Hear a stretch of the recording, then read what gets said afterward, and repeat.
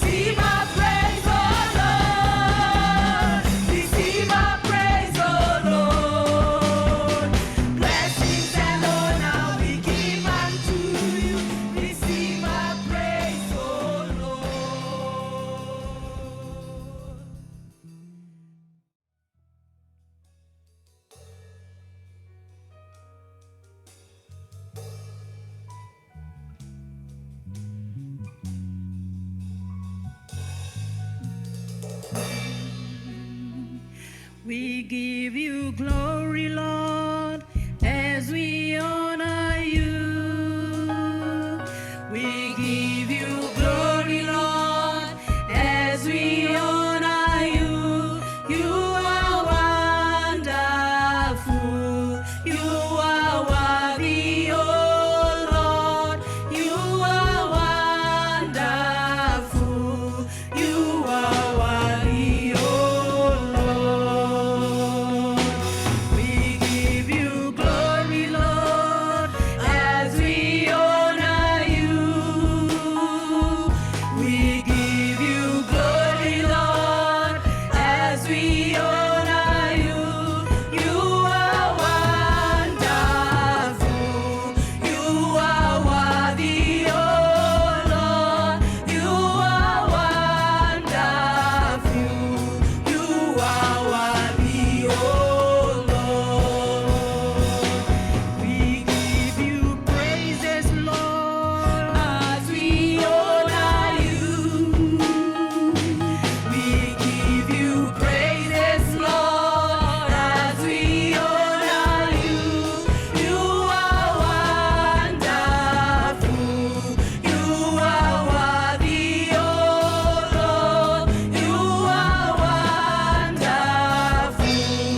You are worthy, oh Lord.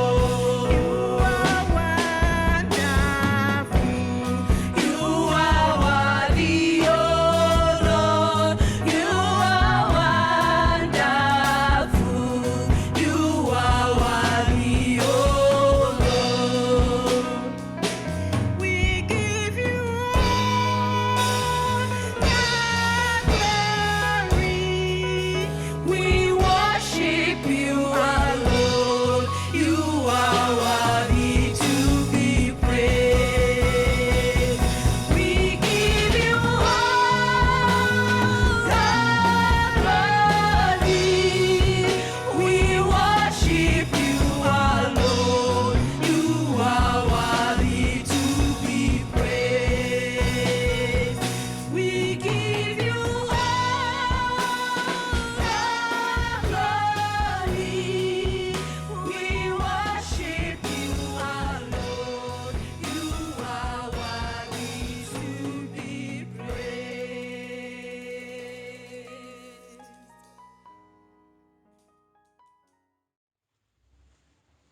Thank you, praise and worship team, for those beautiful voices.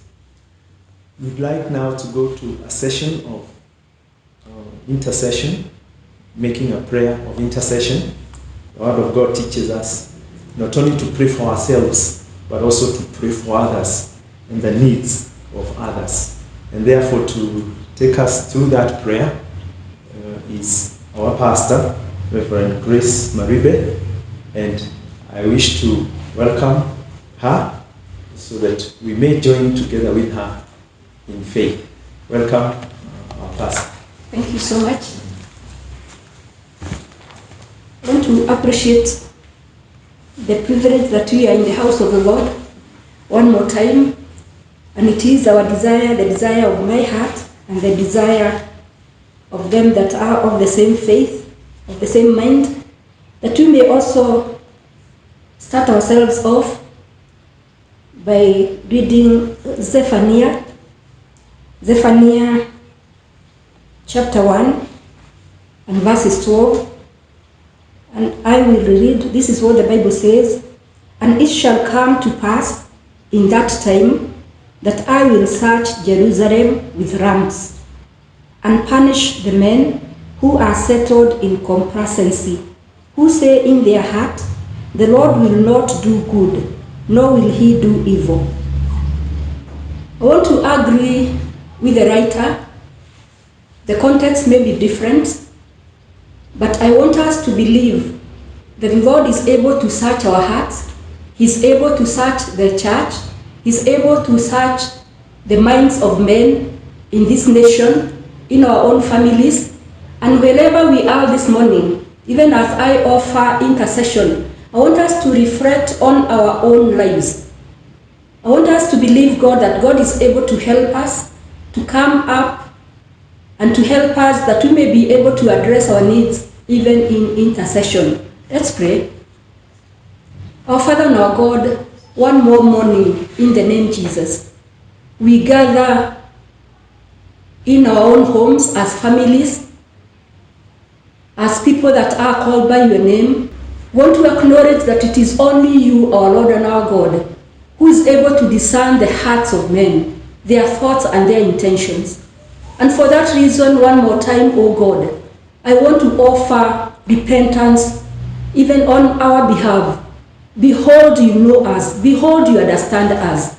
Behold, you also know when we are drawn away from you. You understand how far we may have fallen. And I want to ask one more time, Jehovah God, even as you are speaking to our hearts and our minds this morning, we may be telling ourselves that you are not able to do whatsoever that appears, that has found us, Jehovah God, even in the challenges that we are in this time in Jesus' name. We may think it is circumstances, but the Bible says that you are the creator of the heavens and the earth. And you also understand the seasons.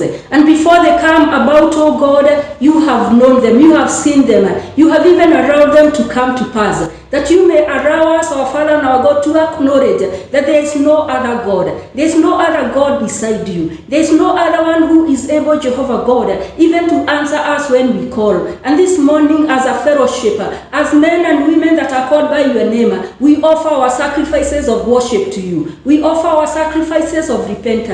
Yes, we have been able to repent, and we repent one more time, for you are not tired from hearing from your children. You are not tired, oh God, even as we offer our sacrifices of worship and repentance to you, our Father. And I want to acknowledge you one more time, for you have spoken to us over and over again, and you are reminding us one more morning, one more time, oh God, that we are able to call upon your name, even as you have said to Jeremiah, our Father, that we are a people that have gone back to doing that which, Jehovah God, is evil in your presence. Yet you have been with us. You required from the Israelites to remember the things, to remember the miracles that you performed even before they came into being. Even this morning, our Father, there are miracles in this nation that you have consistently and continuously, through your grace, our Father, continue to shower us with. And this morning, one more time, oh God, I commit ourselves into your hands. I pray for the church of Jesus Christ. I pray for every man and every woman. I pray for men and every woman that may be complacent this morning, that may not be in a position, our Father and our God, to know what we are supposed to do. Yet the Spirit is calling us out to do those things, Jehovah God, that you have required of us in Jesus' name. And I pray this morning that we shall have the spirit of hope, that we shall not give up on God, that we shall continue even doing that which we are called to do, even evangelizing and taking the gospel of the King even to the ends of the earth. And this morning, one more time, I ask that you may commission us anew, that you may allow our hearts to feel the passion and the zeal that was with us when we first believed, in the mighty name of Jesus Christ. I want to thank you, God, that you also are involved in the affairs of our families.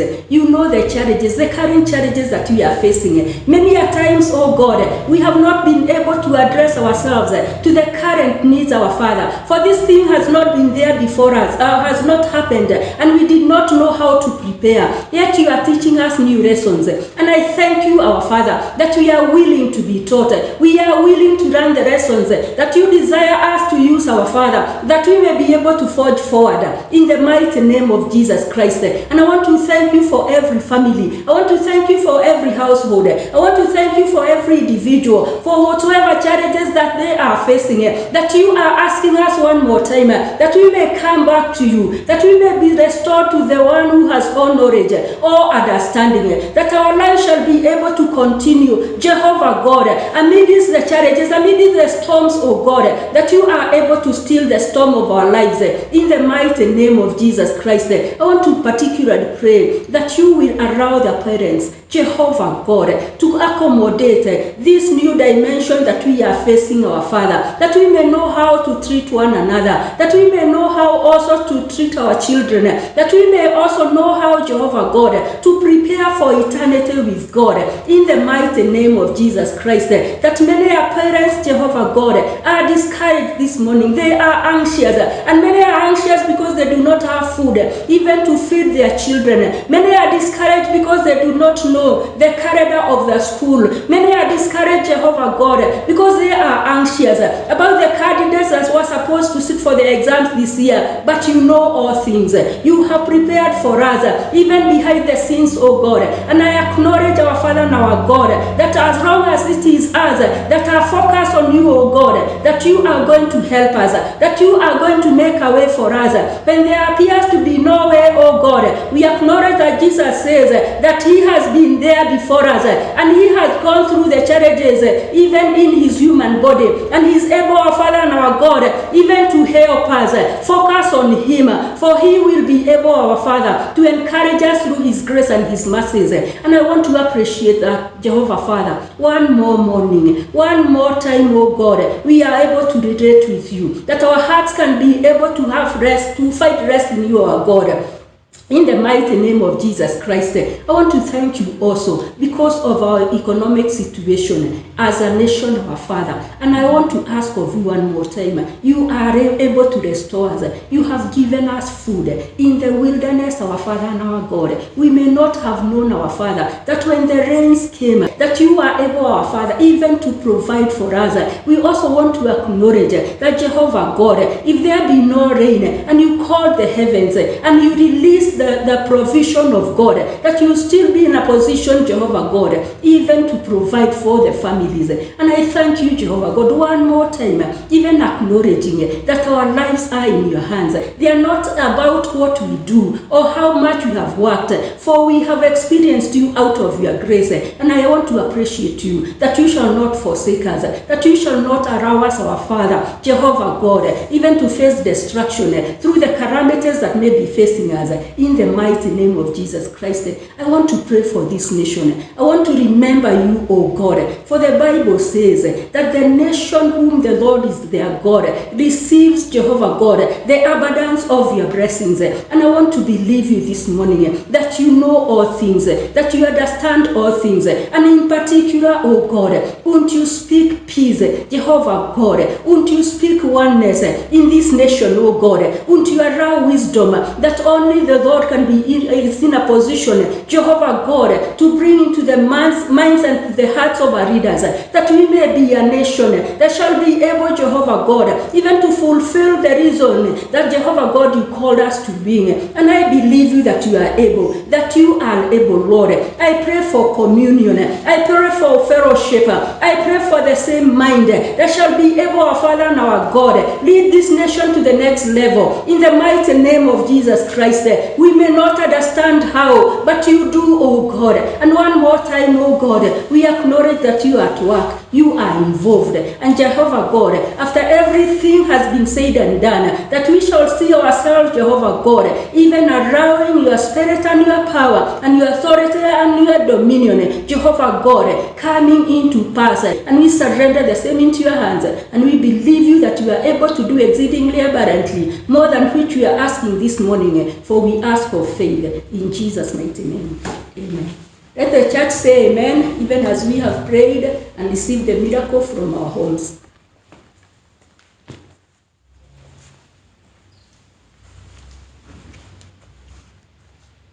We would now like to get into an important session of hearing the Word of God.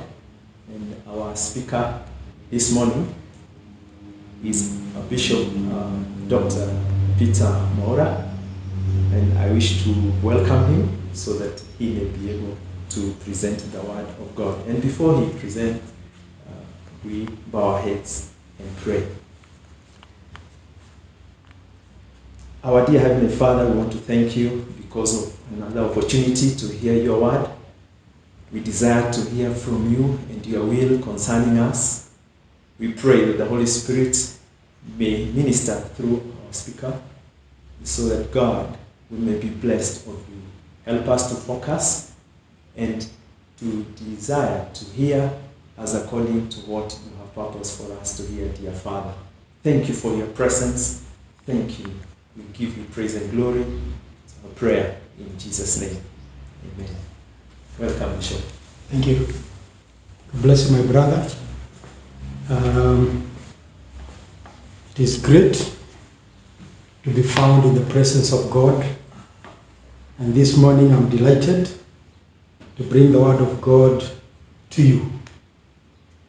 I want to share with you this morning on a topic I'm calling Believers' Attitude Toward God.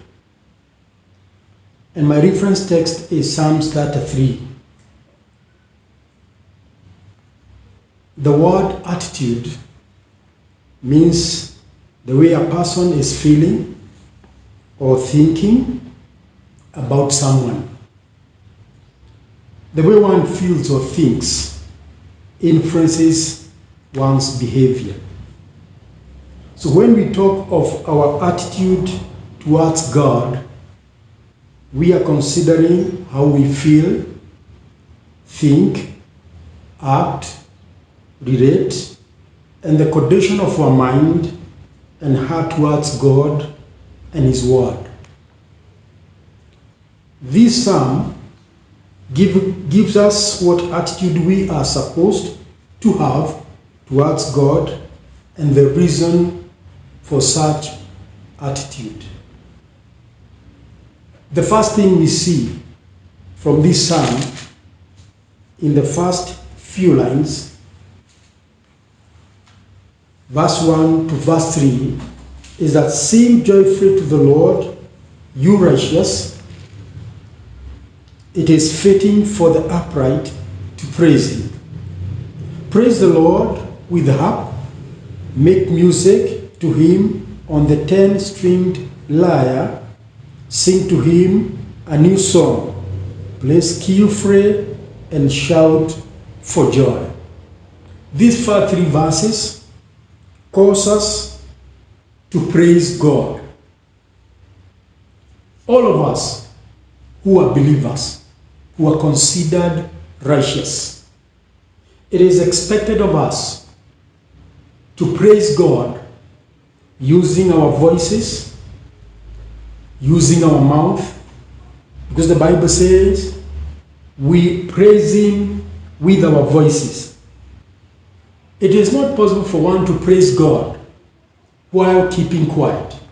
Why? Because praise is declaring the works, the greatness, the worth, and the sovereignty of God. So it will be difficult for one to declare such great things about God while quiet. And that's why we are being called upon as believers to praise God using our voices. And I think that He brings in the picture is that as believers we are called to use the instruments of music in our worship. We have had people who think the instruments of music were not meant to be used in the church.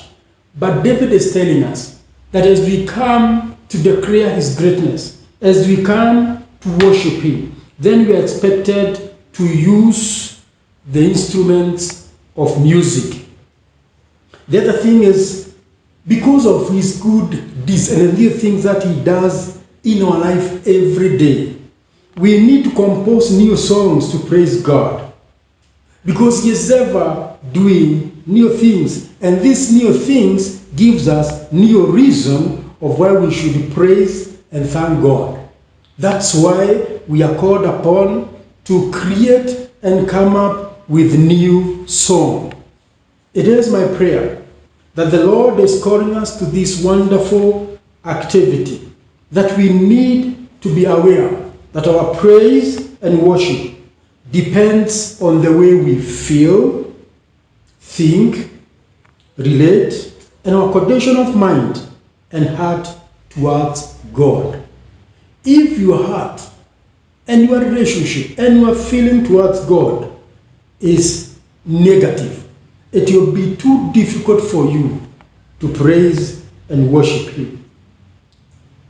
Though we can praise Him and worship God quietly, and this has happened, the psalmist telling us, we shout for joy. People who feel like shouting in the church is being too noisy. I want to tell them, God delights when we shout for joy, and it is true. When people are excited, one of the ways to show their excitement is to shout for joy. The book of Ephesians, chapter 5, verse 17 to 20, Paul told the Ephesians, be not drunk with wine. Be not drunk with wine. I've never seen a bar which is cool and quiet. One of the major things that happens, and you know it's a bar, is the noise and the shouting. And Paul is telling us, do not be drunk with wine, but be filled with the Holy Spirit. And the Holy Spirit, when it takes us up, then like a drunkard will make noise for the Lord, will rejoice before God, will shout and sing of His greatness. He says, speaking to yourself in psalms and hymns and spiritual songs, singing and making melody in your heart to the Lord, giving thanks always for all things unto God and the Father in the name of our Lord Jesus Christ. Be not be drunk with wine, but the Holy Spirit. Indeed, when the Holy Spirit came upon the people of God on that day of Pentecost, one of the things that people noted is the shouting and the noise. So we should thank and praise God loudly, making it known to the world of His greatness and of His sovereignty. The following are the reason why we should have an attitude of praise to God. And when we read verse 4 to verse 5, for the word of the Lord is right and true. He is faithful in all He does. The Lord loves righteousness and justice. The earth is full of His unfailing love. These two verses give us the character of God. And you see 5 aspects of the character of God in all His words and in all His works. The character of God is explained here in 5 aspects. One is that the Lord is right. The second is that the Lord is true. And the Lord is faithful. These are things that David is talking about. That the Lord is right and true. He is faithful in all He does. So this aspect of the character of God shows that the Lord is utterly reliable. We can rely on Him because He is right. He never cheats. He is true and He is faithful. They also prove God's fidelity to His word. That God, as the Bible says, is following to fulfill His word in our lives.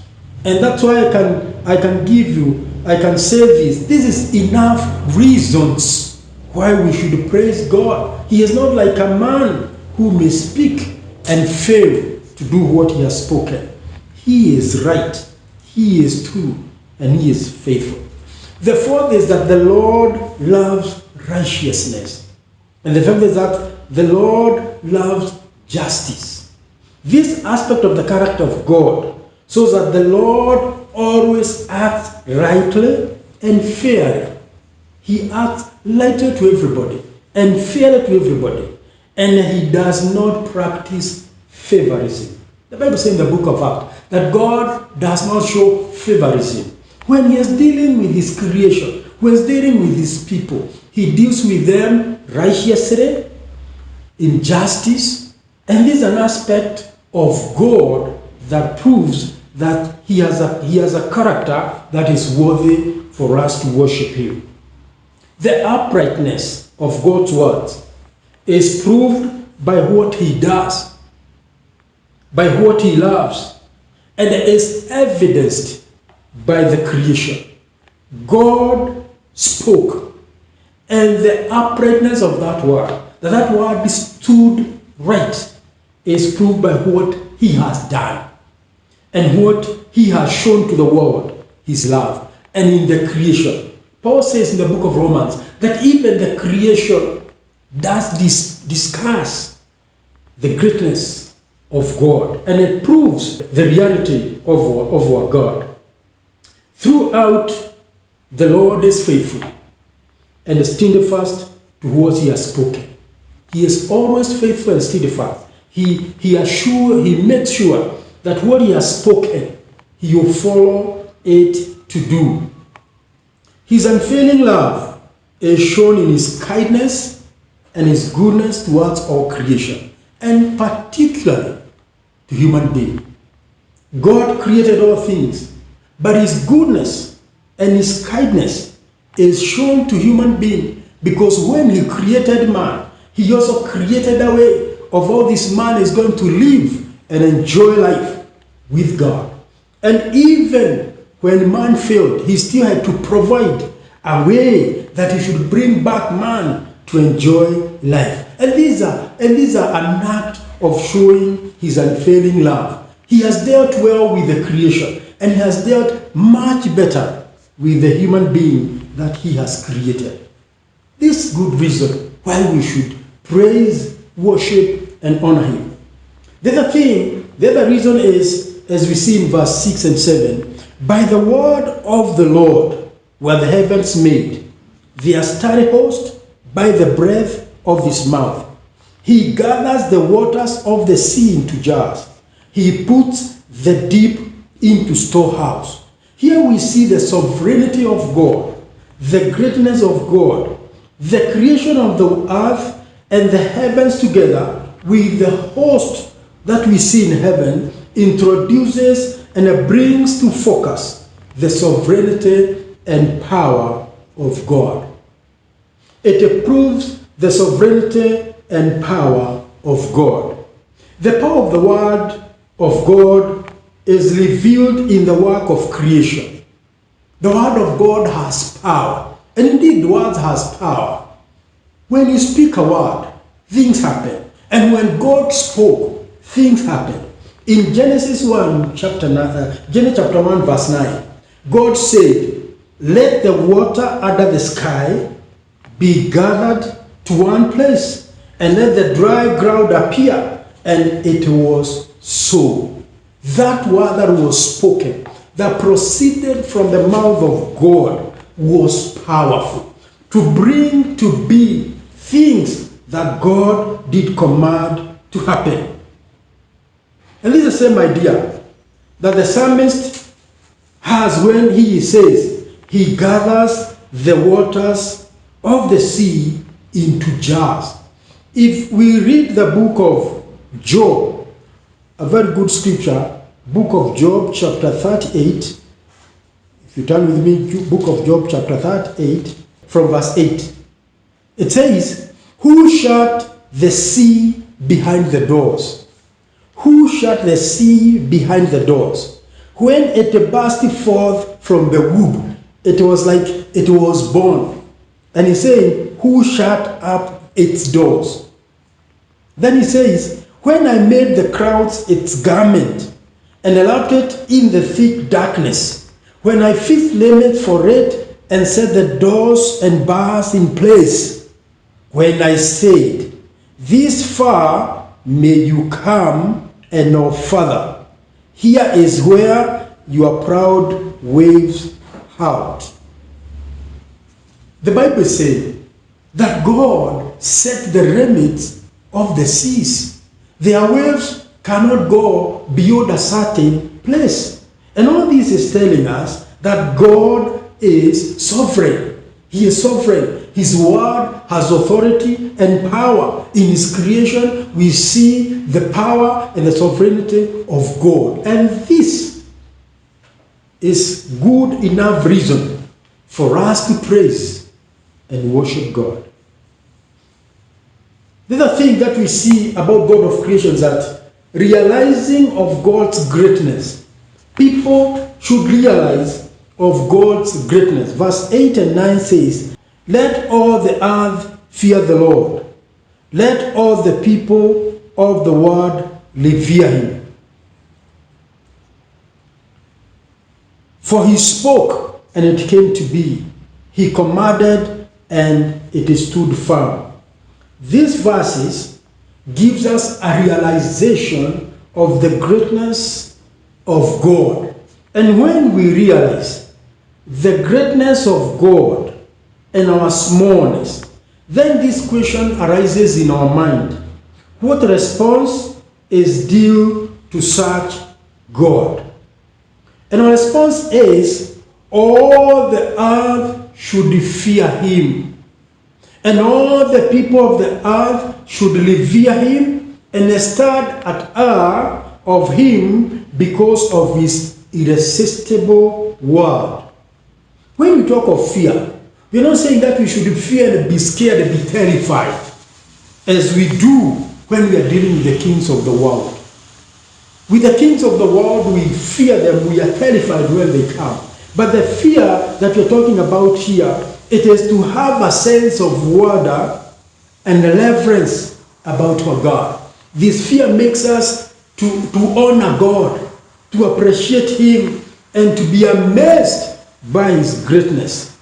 And so in our joy and celebration of our Christian faith, in our witness and worship, we should always, and I say we should always appreciate how small and weak we are when compared with God's greatness. And because we are so small and we are not able, then we entirely, as a creation, depend on him for life, depend on him for all we have and all we are. We cannot be without him. He is our resource. He is our life. He is our being. The Lord spoke, and it came to be. He commanded, and it appeared. And this morning I want to tell you, my beloved, if we believe in God, if we trust in this able, mighty King, what he has spoken, he will stand for it. And he says, when he command, things appear. When he speak, things happen. I don't know what is happening in your life, but even that situation, may the word of God speak to you.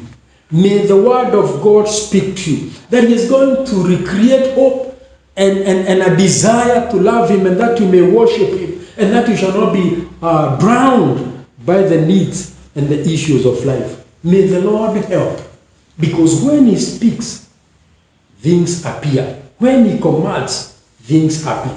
He is God. And for this again is now vision for us to worship and praise him. The other thing that we see in verse 10 and 12 is that the Lord follows the plans of the nations. And this was exciting me. That the Lord follows the plans of the nations. He thwarts the purpose of the people. But the plans of the Lord stand firm forever. The purpose of his heart through all generation. That is what he's saying, that the Lord's plan stand firm forever. And verse 12 he says, "Blessed is the nation whose God is the Lord, the people he chose for his inheritance." What am I saying? That God has a plan, and the plans of God stand firm forever. The great nations of the world seem very powerful to us, but that is not how God sees them. To our eyes, they may look very great. The American, the Russian, the Chinese, they may look very great, but that's not how God sees them. The words of man also may sound great, but are helpless and can end up to be nothing. Kings have spoken, but their words have ended up to be nothing.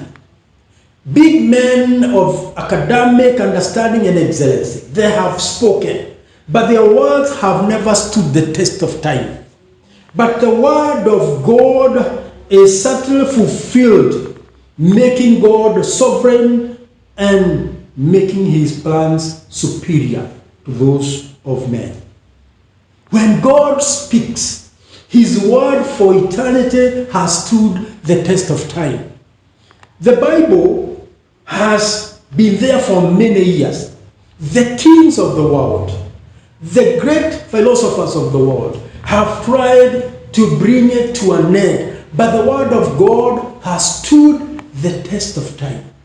This word of God has stood the test of time. And that's why we are saying God's plan stands forever.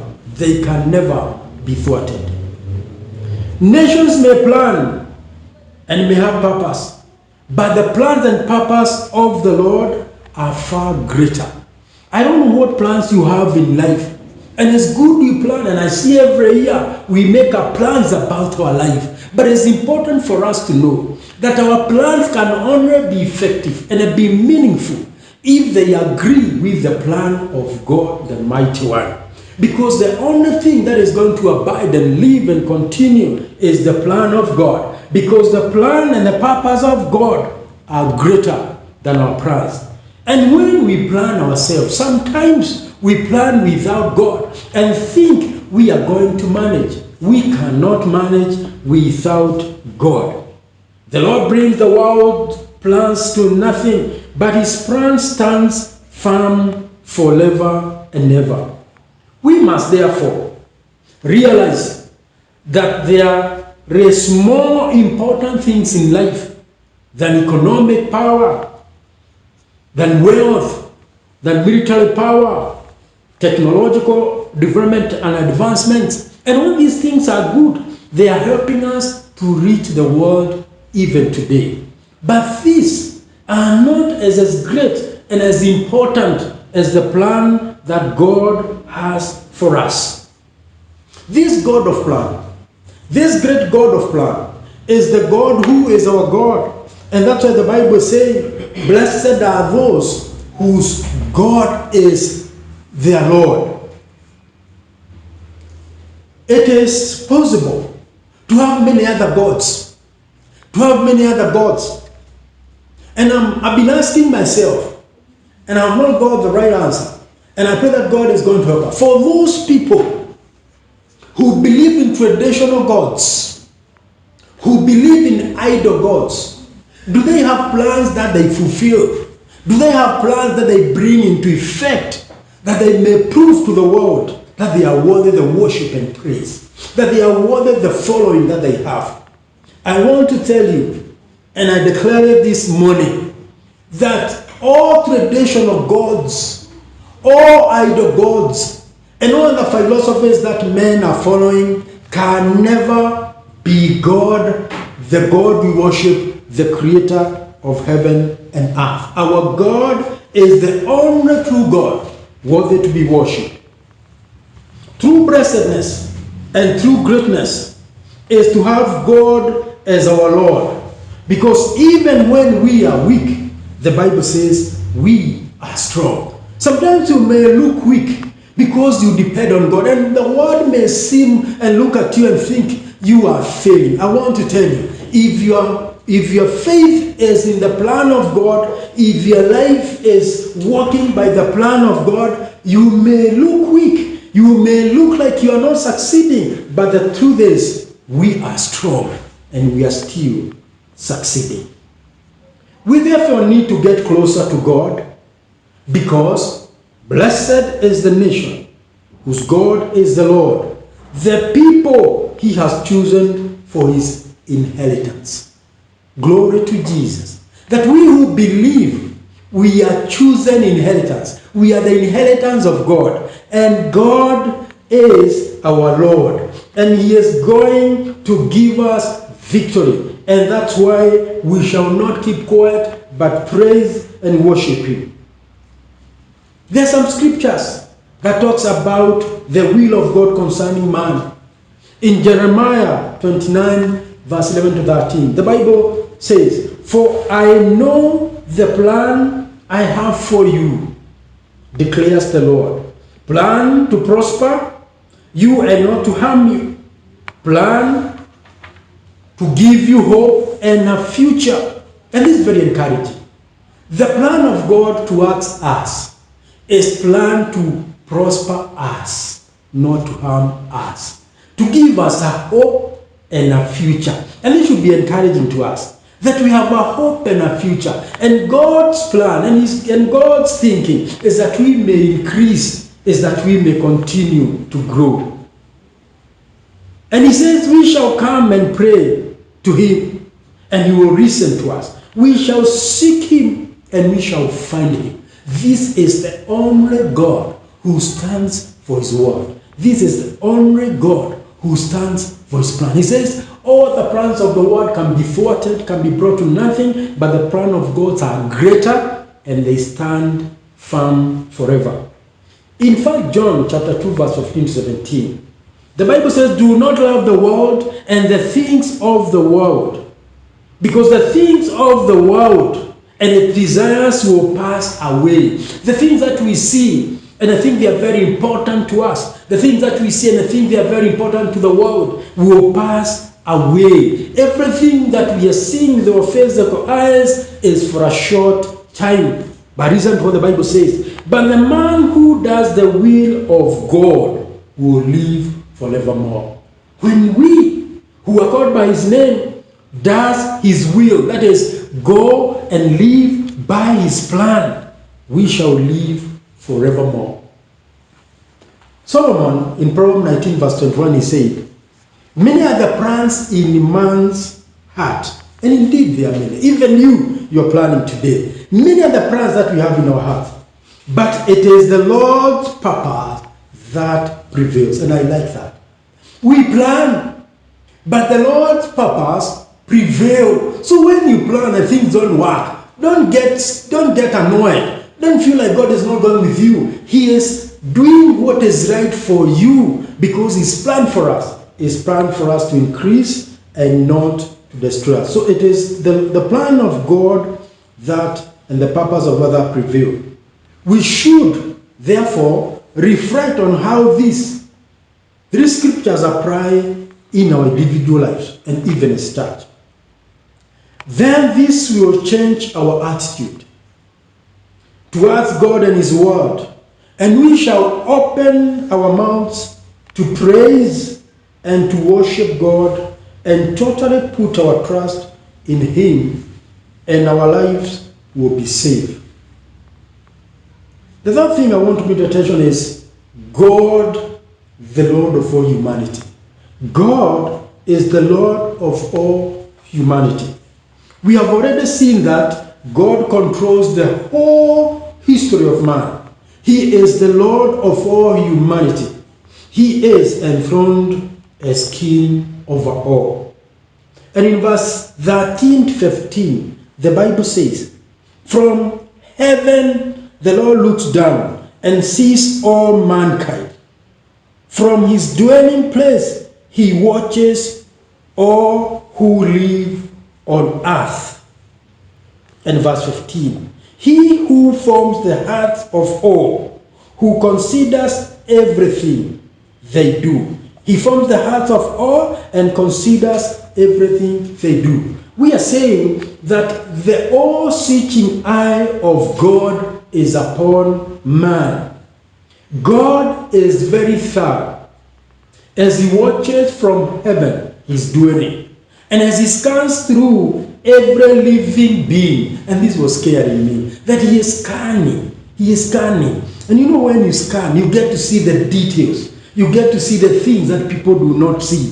When taken to the hospital and you are scanned, and they say you're going to get a scan, is to get the details of the things that are happening in your body. And the eyes of God scan every living being. When God is looking at us, he does not look only upon us from the outward appearance, as most of us will do.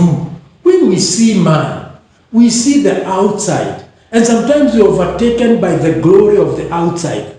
Remember Samuel, when he went to anoint the king from Jesse's house, he looked at the outside, and the appearance of the first sons looked so glorious. In fact, he said, this is the king of Israel.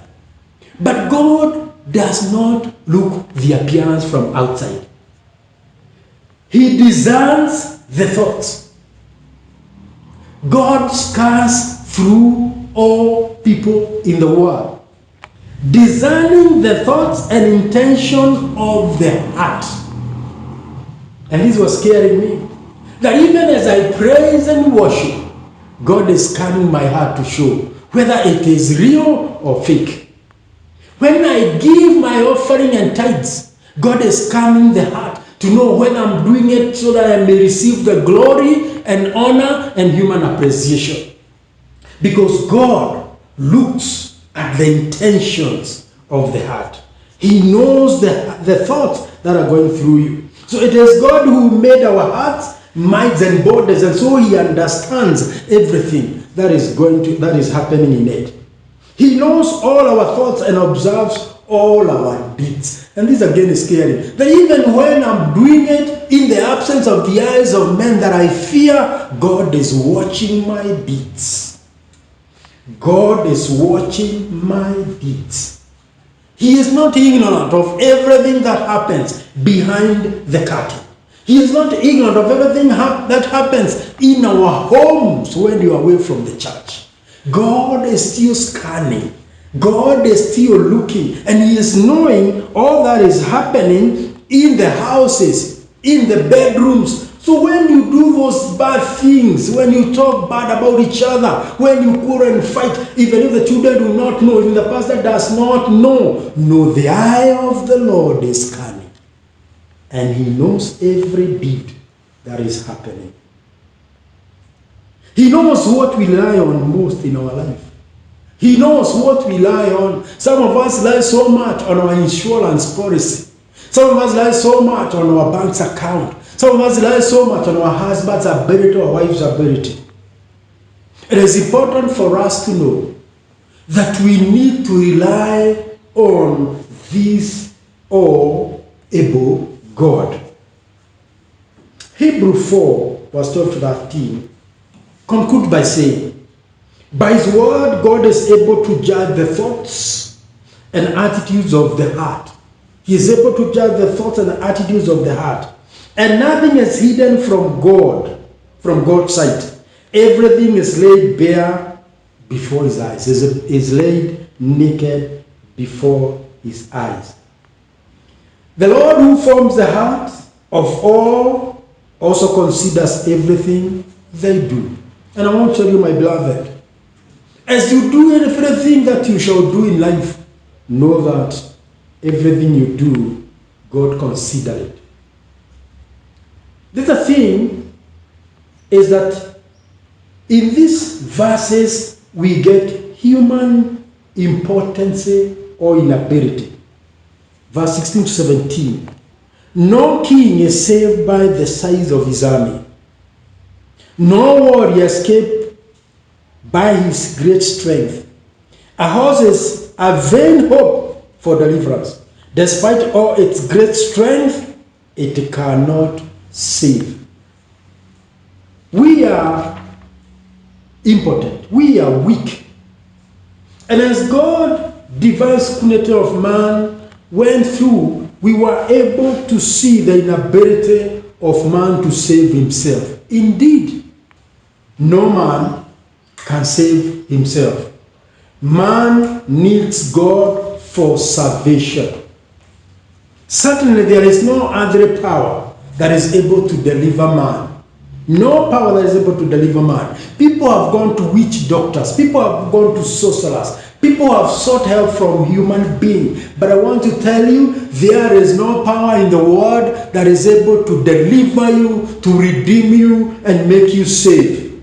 Only God who is able to deliver you, to redeem you, and make you safe.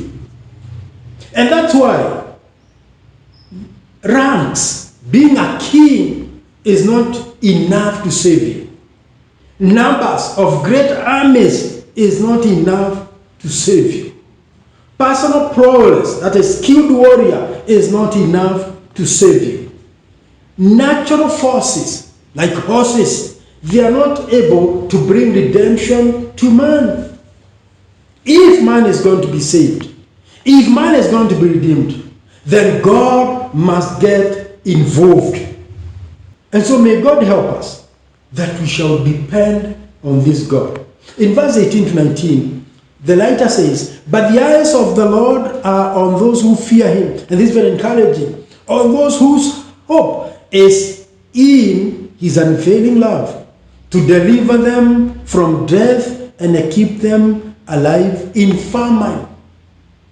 While all the things that we have discussed cannot be able to save man, we see God declaring his elected ones, the people that he is concerned about. And he says, "But the eyes of the Lord are on those who fear him," on those whose hope is in his unfailing love, to do what? To deliver them from death and keep them alive in famine.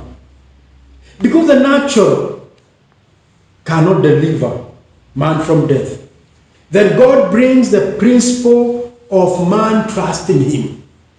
He brings the principle that men must trust in him for their salvation, for their deliverance, because God is faithful.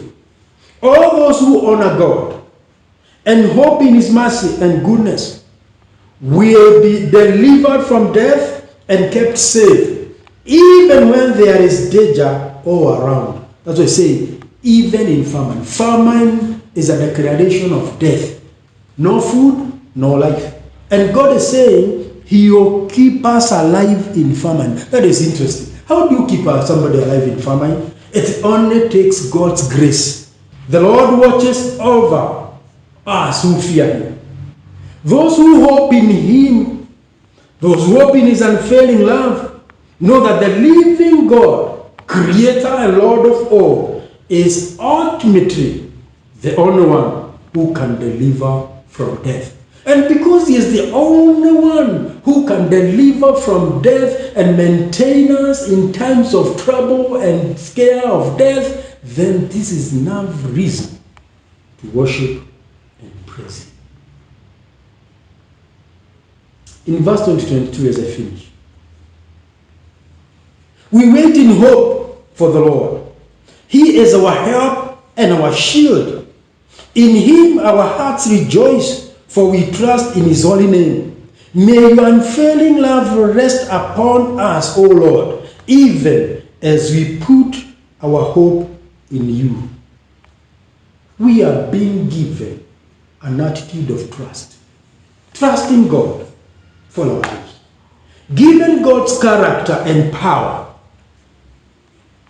the right attitude is for us then to wait in hope for the Lord, to rejoice in him, and to trust in his holy name. Having known God's character, having understood what the psalmist has clearly declared, clearly drawn in our minds, even as concerning this psalm, then we have nothing else but to have the right attitude of waiting in him, and to rejoice in him, and to trust his holy name.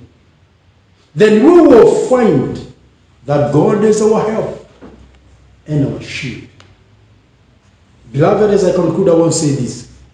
Having understood that we are called to praise and worship God with our voices and instruments of music, having understood the character of God and the uprightness of his word, that God is the creator of all and he is sovereign, and that the whole world should fear, revere, and stand in amazement because of his irresistible word. That we entirely depend on him for life, for all we have and what we are. The fact that God's plans are above all other plans of men, and that God brings the world's plan to nothing and makes sure his plans stand firm forever.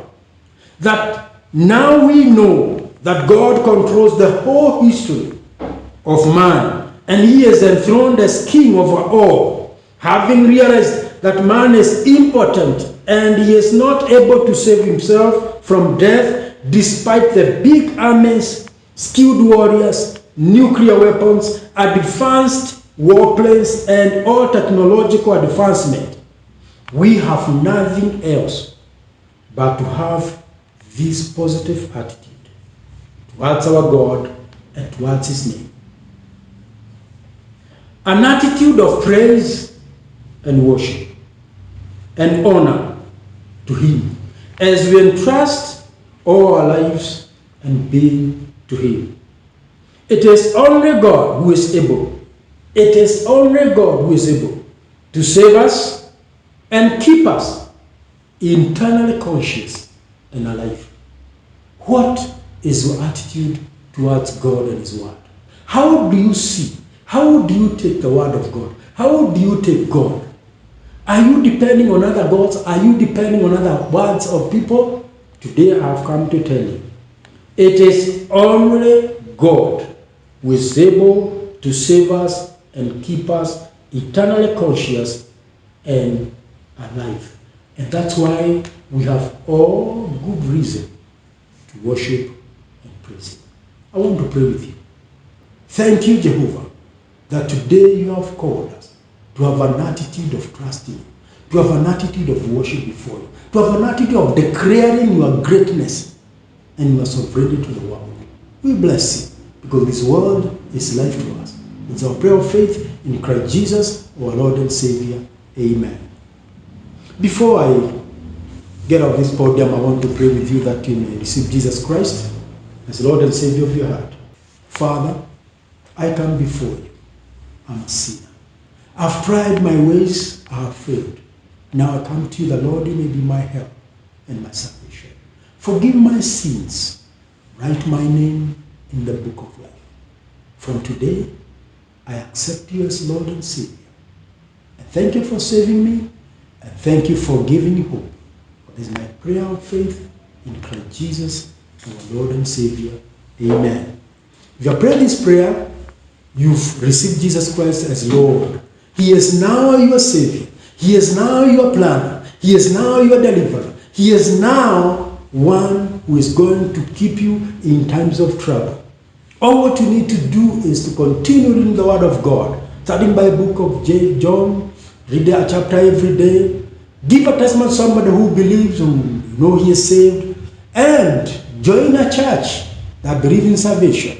And if you live around Nairobi, Buruburu, at Environ, you are welcome to come and fellowship with us at our church, Buruburu Tabernacle of Praise. We are situated at Rabai Road, next to Kobe Petrol Station. We shall be grateful to welcome you to the kingdom of God as we fellowship together and as we grow together in faith.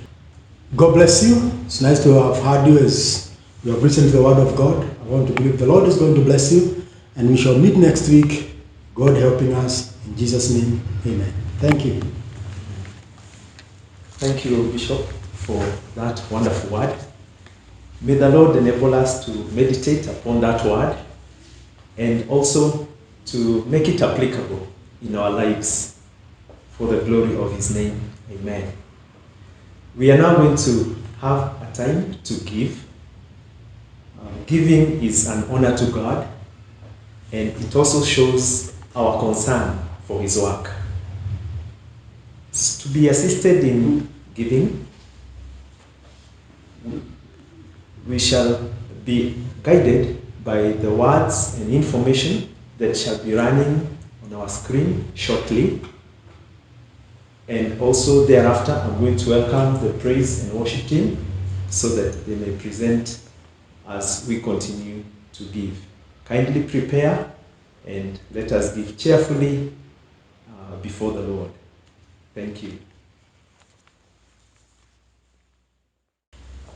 Sisters, it's another great opportunity and a privilege to worship the Lord through our giving. For accountability, we welcome you to give your tithes and offerings through the paybill numbers showing on your screen.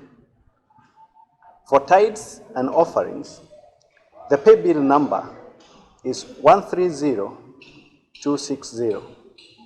To support missions, the paybill number is 130261. If you'd like to deposit from your M-Pesa to our cooperative bank, kindly use the paybill number 400 200 to our account number 011 280 391 33500. You can also use PesaLink to the same bank account, giving your name in the details space.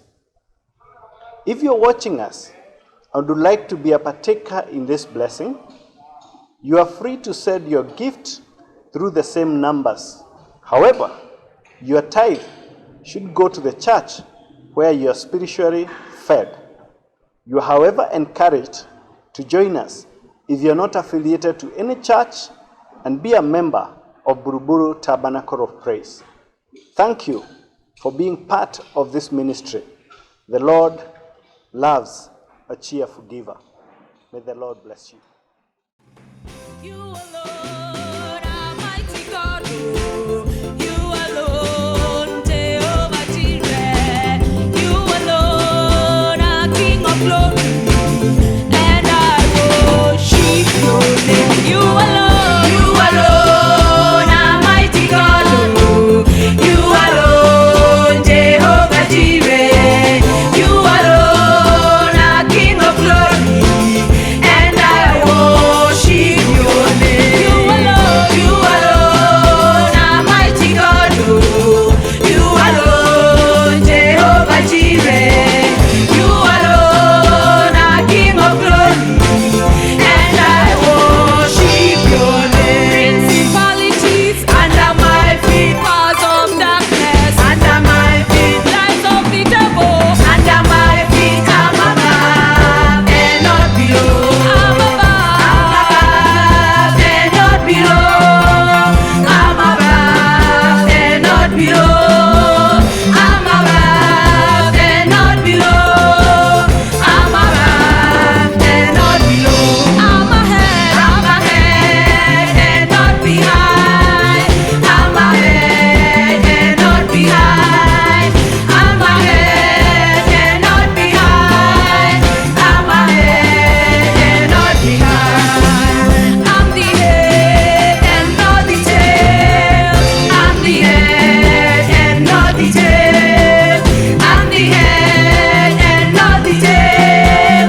I'm the head and not the tail. You alone, Almighty God. You alone, Jehovah Jireh. You alone, our King of glory. And I worship you alone, Almighty God. You alone, Jehovah Jireh. You alone, our King of glory. And I worship your name.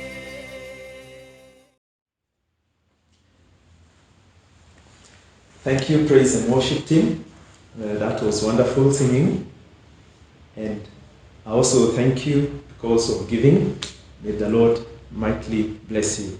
Let us pray, giving thanks because of the offering. Our dear Heavenly Father, we thank you because of the time we have had to honor you with our giving. We pray that God, you may bless this offering. May it, oh God, do exploits in your kingdom.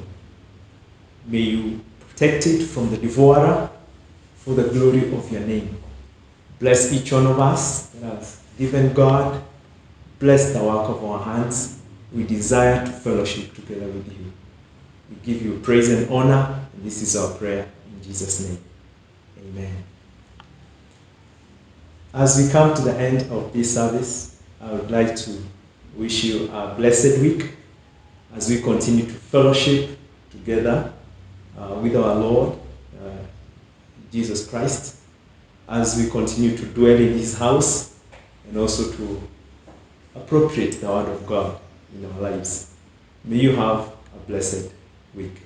We are now going to end with the words of grace together.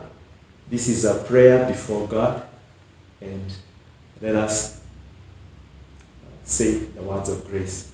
And now, may the grace of our Lord Jesus Christ and the love of God, and the fellowship of the Holy Spirit be with us now and forevermore. Amen and amen.